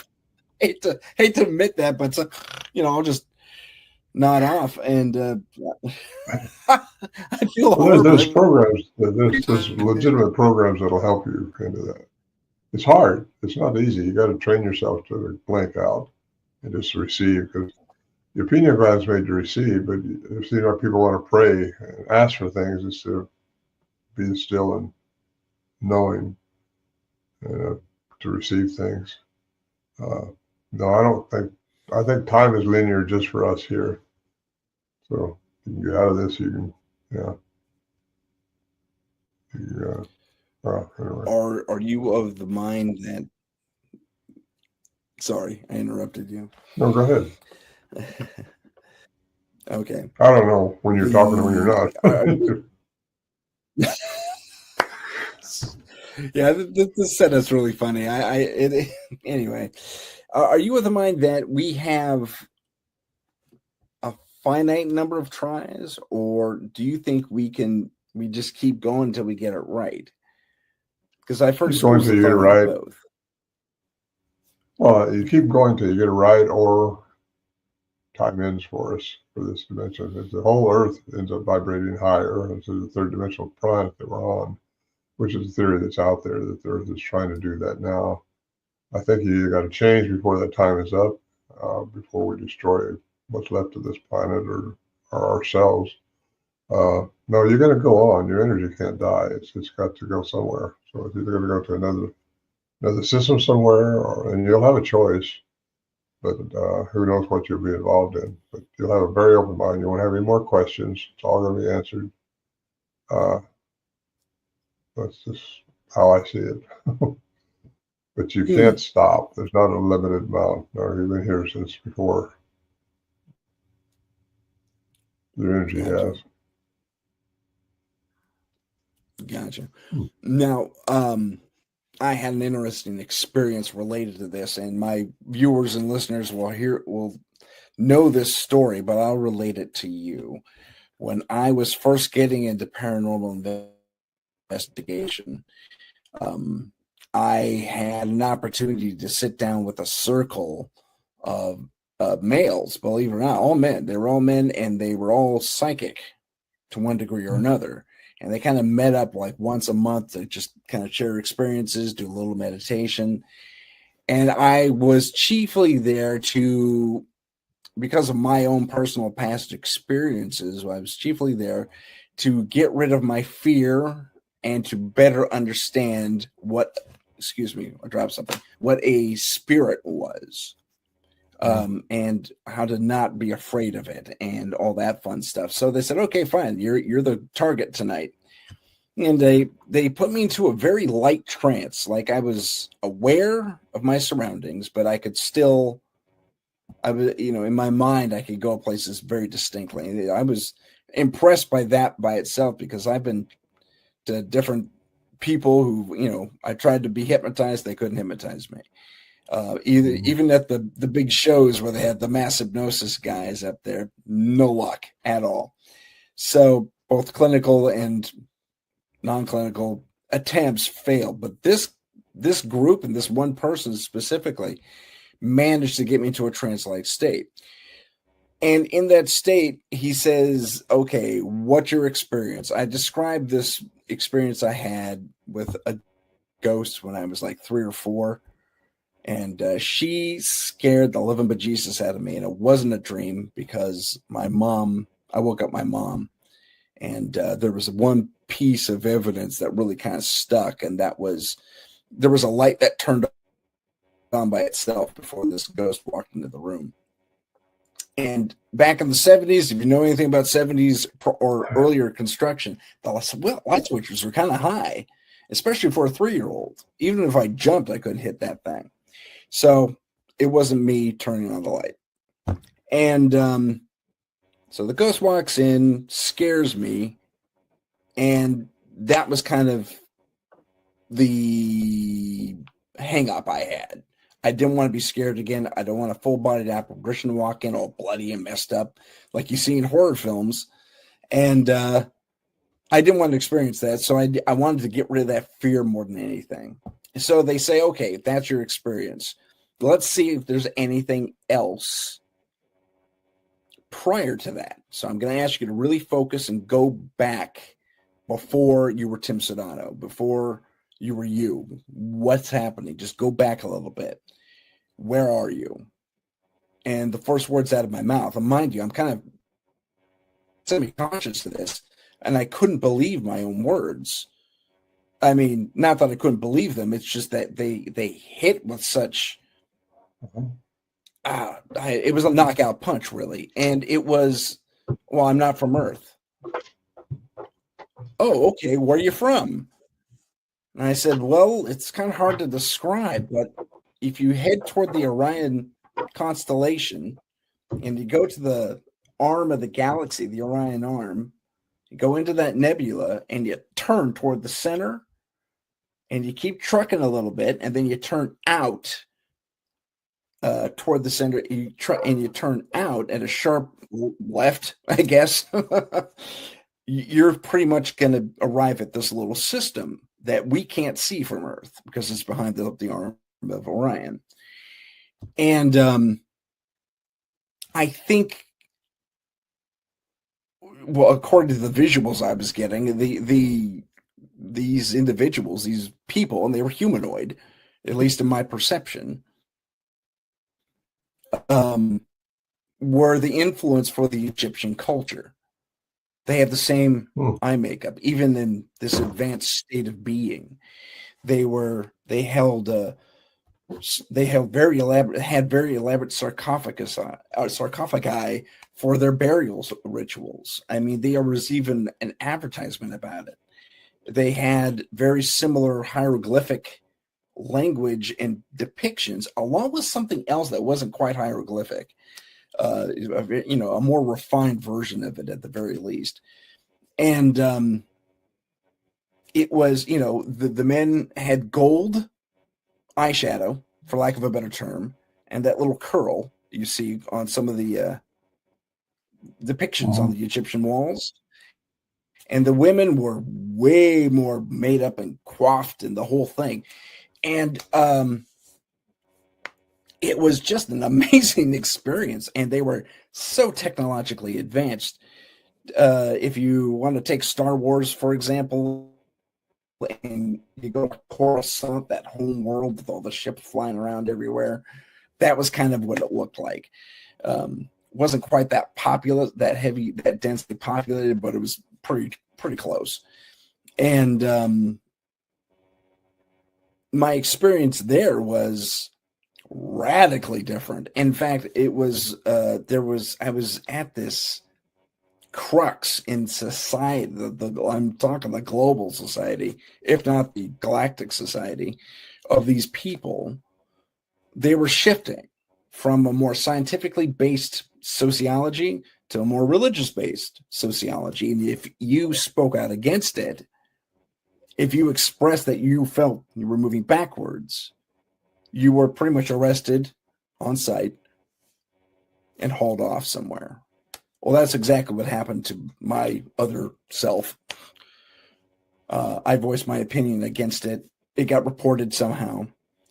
And I was shipped off to this really, really far off, distant station. And it was kind of, I don't know, if you know anything about Star Trek and DS9, it was kind of shaped like that space station in there, but really extended out. I mean, the line, the tubes on this thing from one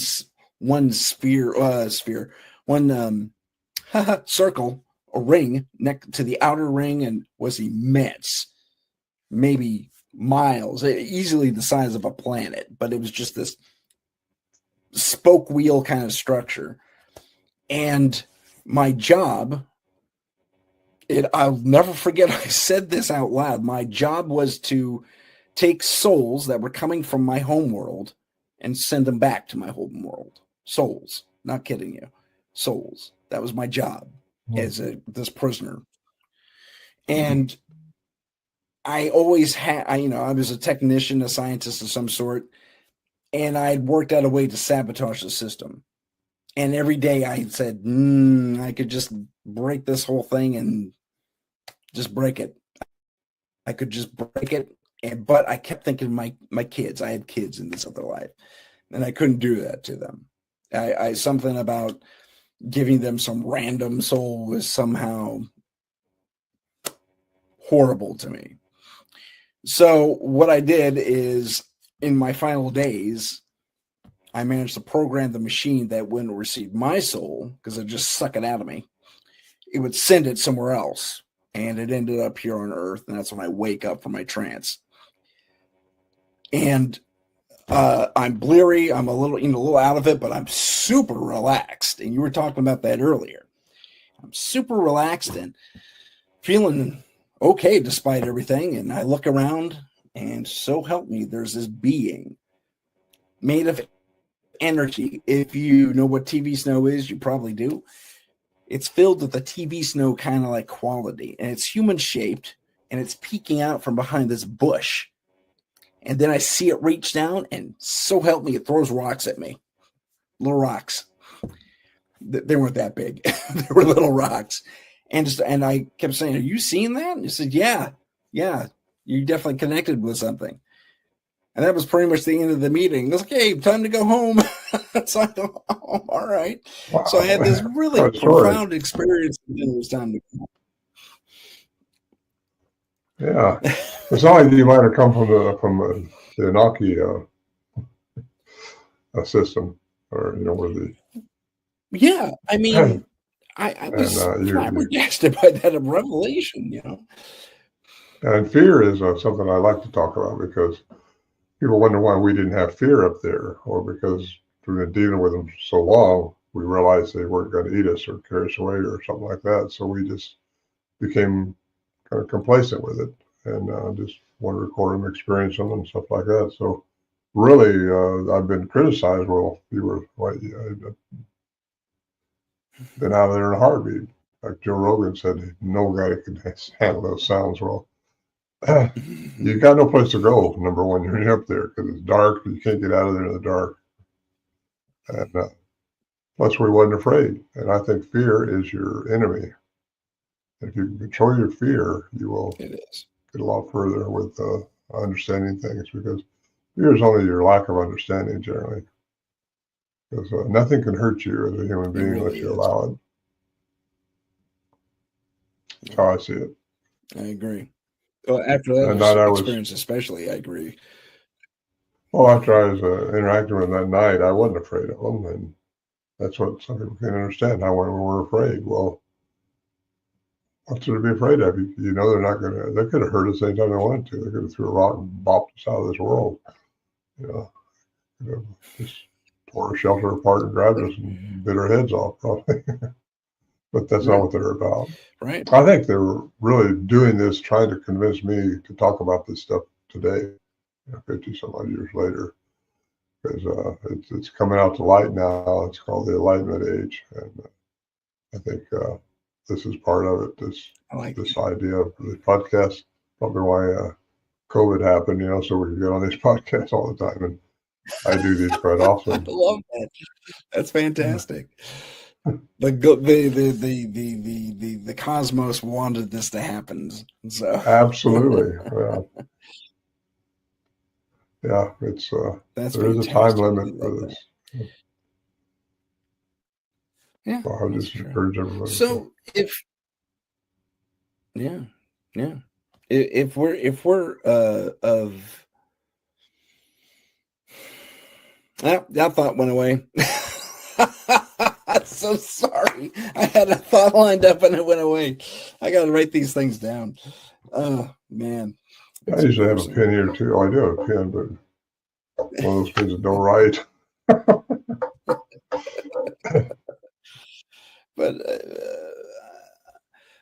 But you were talking about fear before and how it is a limiter. And I still have my fears, especially doing the paranormal end of things.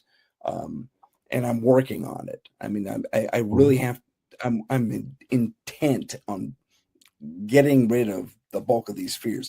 One of the chief fears I have is working with those who are possessed, demonically possessed, that type of thing. That is my chief fear, because I know me being present, and I should say, that me being present in that space with that fear would be detrimental to the process of expelling this dark entity. Well, and where's it going to go? The only place it can go is what allows it to go. You know, I mean, it's like these people that have that have to have gotten it somehow. They need a body to work out of the dark elements, and there are detrimental things here. They want humans not to be in charge of this planet. Not that we are now, but we do have dominion over those things. And once you realize that part, you know, you can handle those things. But fear and being startled is two different things. I know I can be startled just by walking into, when somebody screams at me in a dark room or something. That might startle me, but I'm not afraid of it. Right. I've had things that I've seen in my room at night, which it was dark, but I could still see them. And they just shoot right by me. They might rub me or play my feet or something, you know. But usually there was my wife running by. Too many times. And finally I just got to thinking, thanks, but stop and talk to me sometime. And once I get out of that alpha state, which is the state I think you were in when these guys were talking to you, it's the state of the beta, which we're in beta state right now of awareness. Once you get into alpha state, it's when you're in that kind of dropping off state. You're not asleep, but you're subconscious. Things are going on. That's a state you got to go into. That's the state. After that comes the theta state. That's your deeper sleep. And you got the delta state, which is after that. And that's a really deep sleep. But these things can interact with you when you're on certain stages of your awareness. I think you were in the alpha state if you were still cognizant of what was going on around you, and yet your mind was relaxed. And that's what you do when you drop off to sleep. And I've seen some things that I don't even want to talk about here because it's just not going to add to the Bigfoot story, I don't think. But I think that's the reason I was brought into all this Bigfoot stuff, is just so I could talk about the ethereal part of our being, who we are. We got the biological, we got the ethereal part. And I compliment you for bringing that in. Thank you very much.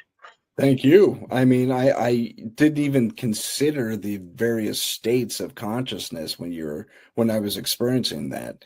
And I'm glad you said something about it. So thank you.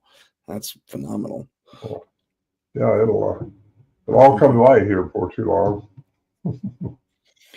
I heard an interesting thing regarding, I think it's the 28th of January. And I don't know how true this is, but I'm still researching it. But apparently there's going to be a very specific solar discharge. And I have nothing to back this up other than the report itself. There's going to be some sort of solar discharge, and it's going to hyper empower some people to the point to where it may even look like they have or even actually possess some sort of superpowers. I don't know where you stand on that. That was interesting to me. I think a lot of people that are here now are hybrid. You know, they got alien in them. Some of them don't even know that. But what does happen on the 28th is all the planets are lining up again. They're doing that, so they're lined up with the sun. And there's also happening before that. There's an incident happening pretty soon, I think. I forgot now what day it is, but it happens twice this month. But that gets into the stuff that I'm not studying. You know, I just saw it on television or someplace, heard about it, or got it on YouTube or something. But it's probably true. No, I get it. Yeah, I don't know what's happening, but it'd be interesting. I think we just all need to be interesting. We all need to be ready. We need to be ready. Yeah, I agree. That is, I think that's the key thing. So if there are any final words you'd like to impart, we're at the end of our time, but let's get your books posted and you know, put them up there at least. So there's one of them. That's my second book. Yeah. It's his second book. You saw his first book, but I didn't get the first one. And then there's this book. Yeah. David Pilates was nice enough to write he wrote the foreword for that for me. David Pilates, the guy that wrote the foreword one Missing series. Oh, sure. Him and his photographers are ones I took up there in 2018 when California was on fire the other time. Oh, wow. And but they did a very good reproduction on what me and my wife experienced up there in 2016, which was this bolt of light going by. So I say bolt of light, it was just elongated light moving slowly through the trees. And you don't see that it's on his missing Formula 1, the hunted. Yeah. I think he gave me about 15 minutes in that when he interviewed me at the camp. And, interesting. Yeah, he's a good man. Awesome. Well, I'm going to have to close out the show right there. Ron, thank you so much for being on the show. I can't thank you enough. My pleasure. A good conversation. RonMorehead.com. Yeah. RonMorehead.com. Don't forget it. Goodbye, everyone. If you have a paranormal experience that you would like to discuss on the show, please email us at paranormal.insight.podcast@gmail.com. That's paranormal